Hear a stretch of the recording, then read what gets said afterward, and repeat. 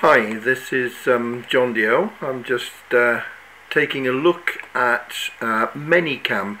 It's a tool that I've used. From my point of view, it's one that will allow me to either use the video camera as I am now and or share my desktop in lots of different applications. We use it on the RSC TV.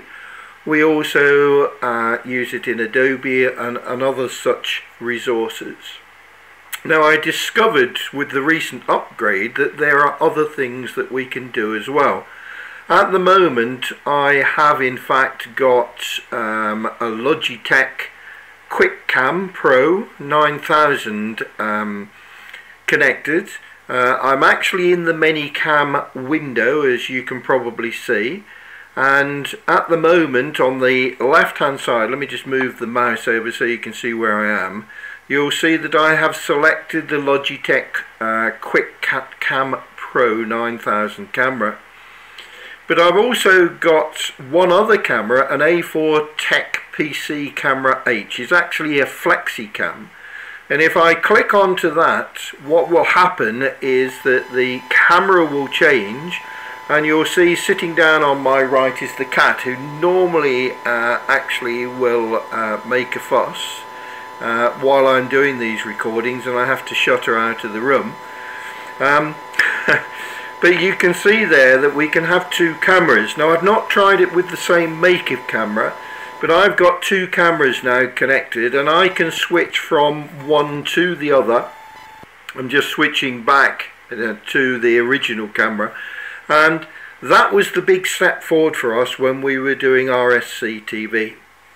You'll also notice that down at the bottom here, where the pointer is at the moment, that there is a sort of a little inset button. And when I click on that, I'm just going to move slightly over to my left, which is gives space to put an image in here. I can choose the other camera, which I've just done, and it will appear in the bottom corner. So I've got the cat down here that I'm stroking with one hand, and me on the right hand side. And this opens up a huge amount of potential. For those of you who watched the November, I'm just going to go back to full screen. For those of you who watched the November live broadcast, you will have noticed that we had Anita, Andrew and Colin on one camera, and I was on another one, and we switched from one to the other, or had me embedded, because they were the ones who were doing most of the talking, and when I asked a question I could drop myself in.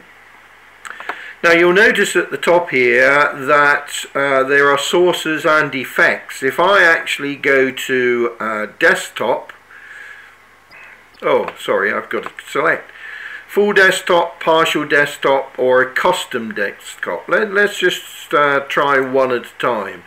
There's the full desktop. You'll see in here the bit that's currently being recorded and the rest of the screen that you normally can't see.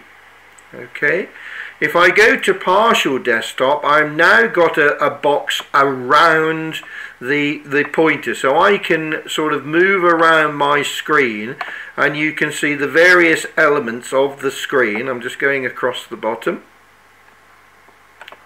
okay, and back up the other side. So here we've got the facility to look at part of the desktop. That's quite scary, isn't it? Or I can do a custom desktop, and you'll notice that I've got this sort of grey area that when I drag it out, and now this is going to be interesting because it's going to be an image inside an image, and click OK, then you'll notice that I've got an image inside an image inside an image inside an image, and so on.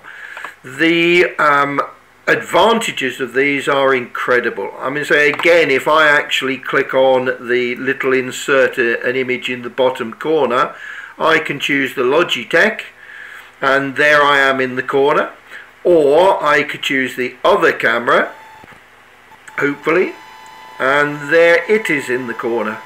So we've now got a tool that will allow us to use two cameras. I've not tried it with three. I've not tried it with the same make of camera. That may cause some problems. But a Logitech camera and the FlexiCam seem to work incredibly well. I'll show you the two cameras if I can. Let me just go back to this one and back onto Logitech. Here we go. Now, if I bring this around here, this is the FlexiCam. Okay, it's the old television aerial, I suppose. It's sorry, car radio. It pulls out, pushes back in again. The head of the camera is flexible as well. Okay, and let's swap that round and go on to the camera that I'm demonstrating. And you'll notice that there is the Logitech camera on top of my PC.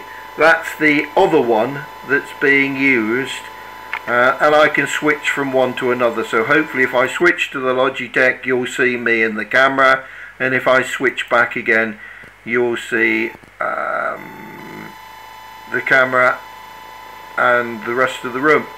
The nice thing about this, of course, let's just go back, bear with me, I'm going back to the Logitech camera. The nice thing here, of course, is that I can actually choose to have both visible at once, and there you go. Okay, now I think that's got a lot of potential for those of you who are looking to do recordings, etc. There is a lot more to ManyCam, but that's an addition to what you may have seen before. I mean, so there are various things. For example, I've clicked on the effects tab now. I can bring in various objects. Let's just bring in a UK flag in the top corner. That is movable by clicking and dragging. Okay, if you don't want to include the UK but just talk about England, we can have the English flag in the top corner, and so on. Obviously there's some fun things as well. I can sit a frog on top of my head while I'm talking, perhaps to communicate with family learning or grandchildren. I can have fish, hang on, let's just get out of the water, blooping at the bottom. Again, you know, it's a bit silly, but if you're bored it gives you something to do. That's a quick overview of ManyCam. It's well worth taking a look. That's all from me now. Hope you've found that of interest, and as I say, ManyCam allows you to use more than one camera, hence its name, but it also gives you flexibility because you can have the camera open in a number of different resources.